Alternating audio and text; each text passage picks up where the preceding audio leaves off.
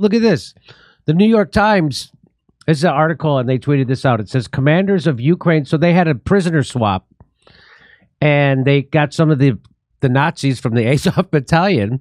They got in a prisoner swap, and they're in Turkey, and they're hugging their loved ones. And commanders of Ukraine celebrated Azov Battalion commanders have held an emotional reunion with their families in Turkey. So they can't say they were just following orders, right? These are the commanders. This is Hogan's anti-heroes coming back. They're honoring the fighters released from Russian confinement last month. Released Azov commanders have an emotional reunion with family members in Turkey. That's New York Times. They're called the Celebrate. Well, look, I'll highlight it for you. The Celebrated Azov Battalion. Now, what they used to, Aaron, you caught this. What they used to call them they used to call them, the Azov is an openly neo-Nazi. That's what the New York Times used to say. I saw that when they did it. That I was just thinking, like, I heard of them. Is that from the New York Times initially, not from you guys? That's right. There they are. White Hammer and the Trident of Stepan Bandera. And the Azov group is openly Nazi, using the wolf's hook symbol. So they're doing it again. So here it is.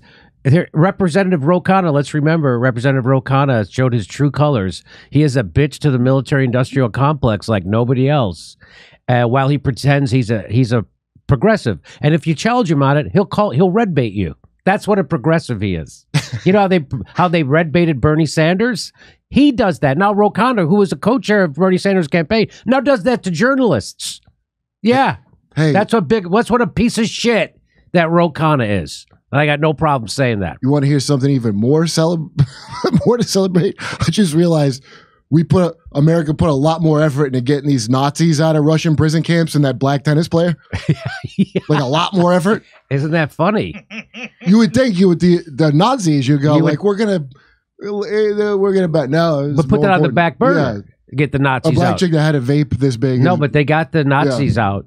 And here's what Rocana said. That he said this in where's the goddamn date on this? It's not here.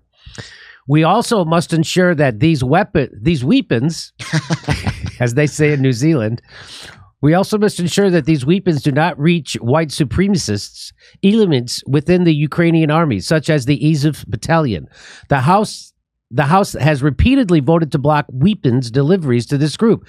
This is Rocana. That's back when he was able to tell the truth before the establishment wanted him to lie about Ukraine. He was able to tell the truth about Ukraine, but now he can't anymore. Well, he could do more good from the inside. And so, yeah. So let me bring in Aaron Mate. What do you make of the New York Times, and how come nobody else seems to notice this stuff except us? Well, it's funny. I mean, Roe's a good example. So he was a very integral part of the effort to get the House, as he mentions there, to pass a measure banning U.S. assistance, training, and arms to the Azov Battalion. And the reason that was such a concern is because the Azov Battalion, a neo-Nazi force, as everybody knows, has played such an outsized role in the Ukrainian military since the 2014 U.S.-backed coup. The heart of that coup were fascists, and accordingly, when they came to power with U.S. assistance in February 2014, the Azov Battalion became formally incorporated into the Ukrainian military, the only military I can think of that formally incorporates a neo-Nazi force. And so finally, in 2018, Congress members, John Conyers spearheaded this, passed a bill to ban assistance to Azov Battalion. But fast forward 4 years later, we have Russia invade Ukraine to end the war that we've been fueling for the last 8 years since the coup. And all of a sudden, we're supposed to forget that we had banned assistance to groups like the Azov Battalion. And so that's why the Times, taking its cues from the establishment, has forgotten that it used to call Azov openly neo-Nazi. And that's why I can tell its liberal audience now with a straight face that Azov is celebrated. They're celebrated by neo-Nazis. I don't see why they should be celebrated by anybody else. But the Jon reason Stewart. And Jon Stewart, you guys at Disney World. Jon Stewart gave an award. You guys cover this in the Gray Zone, expose this. Jon Stewart gave an award to a member of the Azov Battalion who covered up his Nazi tattoo with an armband. And, you know, look, Rocana just recently, a few days ago, put out a statement saying we need diplomacy. But he said that a few days after he voted for yet another bill giving the Ukraine proxy war another $12.7 billion. This brings the official tab to something like $66 billion. I'm sure it's more. And everyone knows that just like the U.S. couldn't keep track of the weapons it was sending to Syria, which were constantly ending up in the hands of al-Qaeda and their allies, once U.S. weapons go to Ukraine, they cannot keep track of them. And the one outlet that tried to report on that, CBS News recently, when they did that, they had to censor themselves. That's right. Because of the backlash. We covered that. Yeah, people found that hilarious. Okay, are you telling me, you guys, it doesn't touch your heart a little bit though when you go on YouTube and see those or TikTok and see those videos of Nazis finally coming home and their dog running up to them? Just in case you didn't know, the Azov is an armed paramilitary organization that was integrated in 2014 as an intervention unit of the Ukrainian Ministry of Internal Affairs, whose members do not hesitate to admit that they are xenophobes, homophobes, and Nazis. Celebrate good times.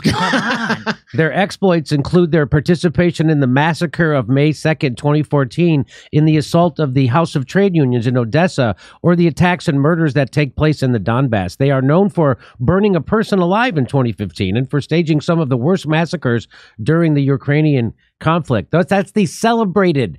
According to the New York Times, those people are celebrated. And interesting, I didn't know that celebrated means literally explicitly Nazi.